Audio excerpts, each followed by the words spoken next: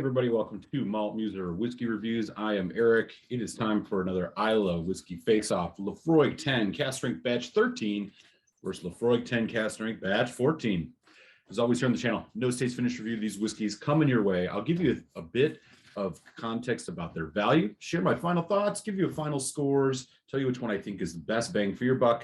Of course, leave you with the malt musing. But first, if you've yet to take a second, smash that subscribe button. Hit that like button, leave a comment, and make sure, among other things, you do not miss any of these whiskey reviews. They drop every Friday here on YouTube.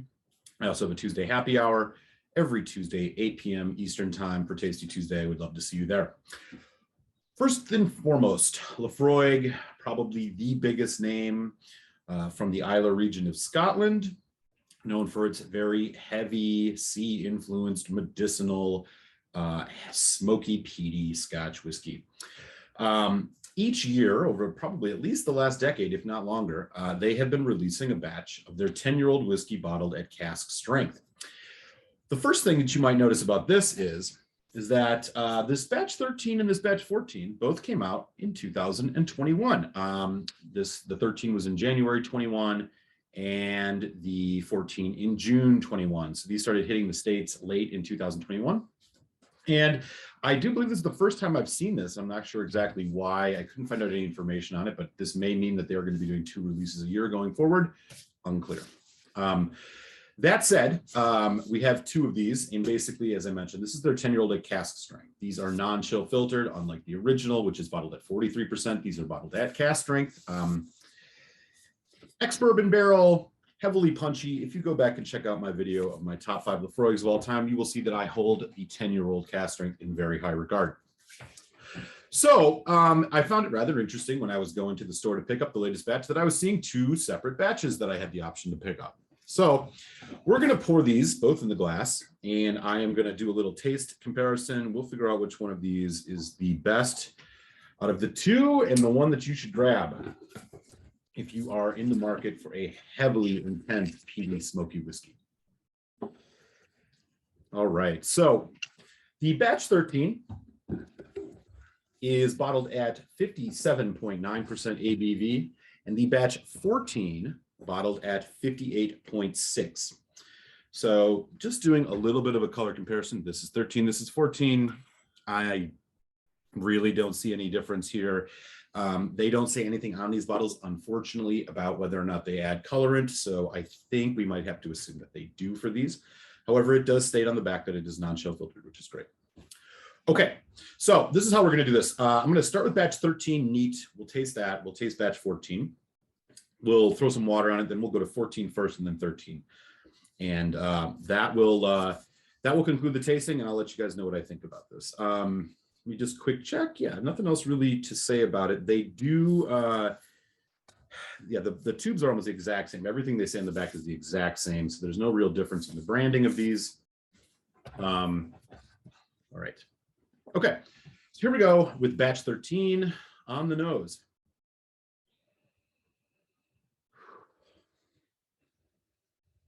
Sweet. Smoky, of course. And you definitely get that classic iodine, medicinal, hospital Band-Aid note. Car tire. A lot of vanilla on this. Again, these are bourbon cask. I think they use relatively high quality bourbon casks for these releases because the cask is figuring quite prominently here. Vanilla. There's like buttercream note. There's a hint of banana. There's a nice, rich kind of smoothness, or I'm sorry, spiciness. Oak spice, cinnamon. It's meaty, it's rich. Despite this being all bourbon, there are some like nice kind of orchard fruit notes coming through, and almost some notes recollection, like kind of like sherry. Again, great nose. It's on the fresher side. It's on the sweeter side, but this does have some good depth and complexity to it, which is what we expect from the cask strength. Here we go.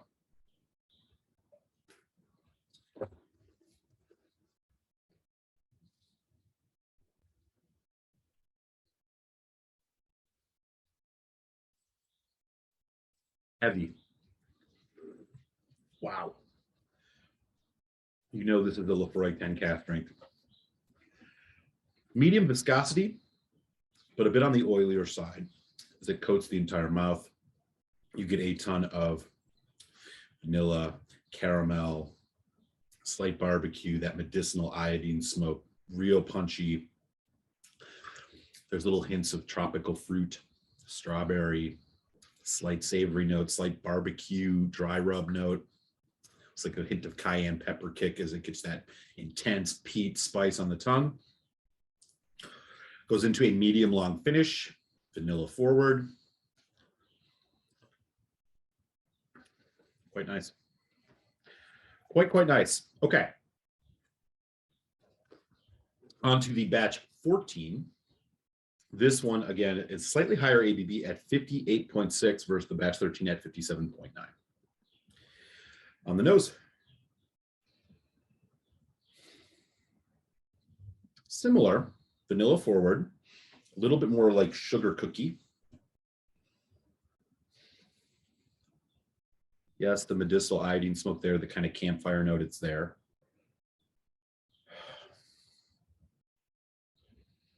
I will say the nose on 14, a bit more muted. Where that had was a bit more lively and fresh and deep. This one, a bit more on the subdued side. Despite the higher ABV, not quite as prickly on the nose. Slight hits of citrus in the back. Lemon. Where there was more tropical fruit on the nose of the 10, third batch 13, this 14, it's a bit more lemon, lime, citrus. But again, loads of vanilla, slight nuttiness, almost like walnut. Okay, we'll give the taste to the 14 here.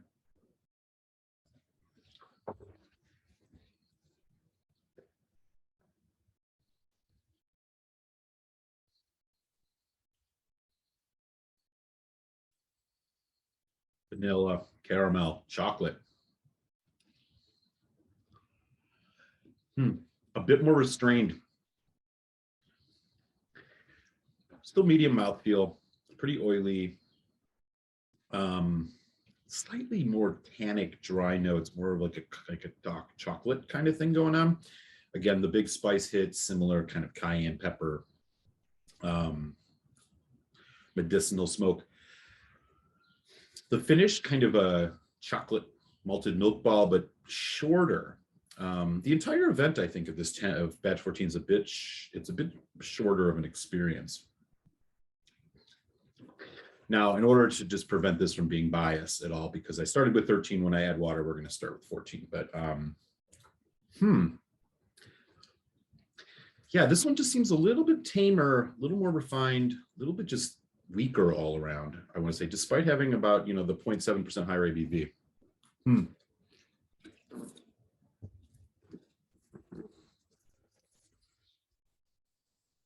go ahead and add, we're going to do 4 drops of water on each.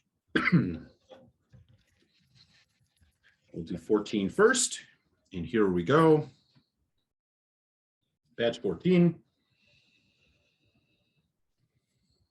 Oaky, still vanilla, but the vanilla's pulled back a bit. The sweetness has come back. This one, I think, is actually was even sweeter than the 13, but getting a little hints of maybe leather, tobacco. It's still quite muted for a 10 cask strength.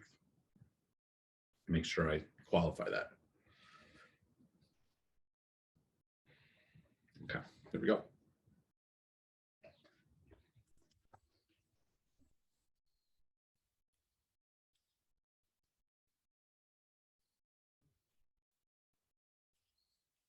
Water or pear, apple, fruit notes come through. Thicker, more viscous with water. It is extending that finish a bit, that development a bit more. Very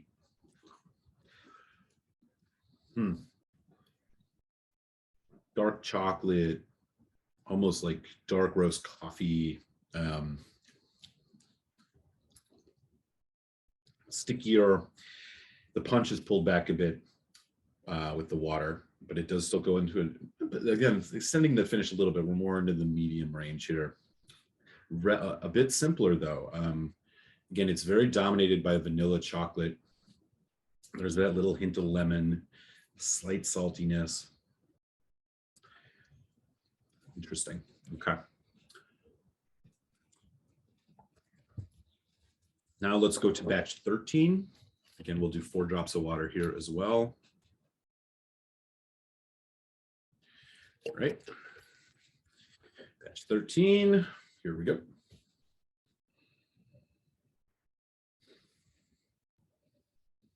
Vanilla.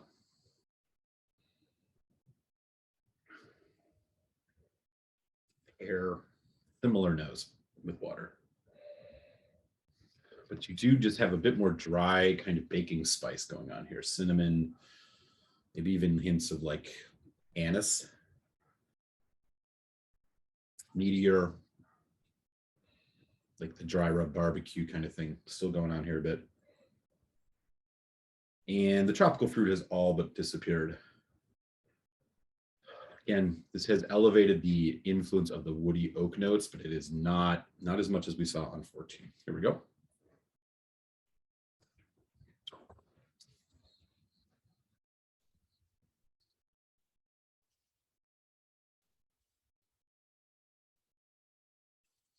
Oh yeah.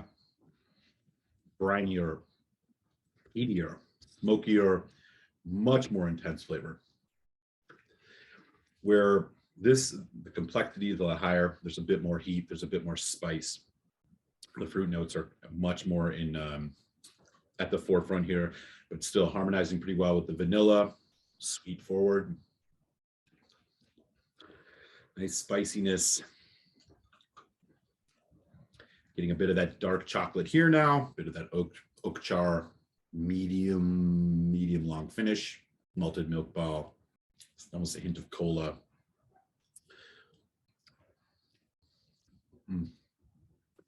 Okay, so Laphroaig 10 cask strength here in the United States, 2022. These bottles are going for about $90 a piece. So they have went up at least $10, $15 in the last couple of years. That said, I still think if you want an amazing Laphroaig experience, you want to have the experience of what an Islay whiskey is. 10 cask strength is hard to beat. It just brings a lot to the table. The price is getting a little bit high and a little concerning. You'd like to see us maybe about $10 lower. But for the most part, you're still getting a really good value at the cask strength here. So I'm going to go with medium high value on both of these. Okay, so final thoughts. First and foremost, again, one of my favorite, if not my favorite, release from Laphroaig.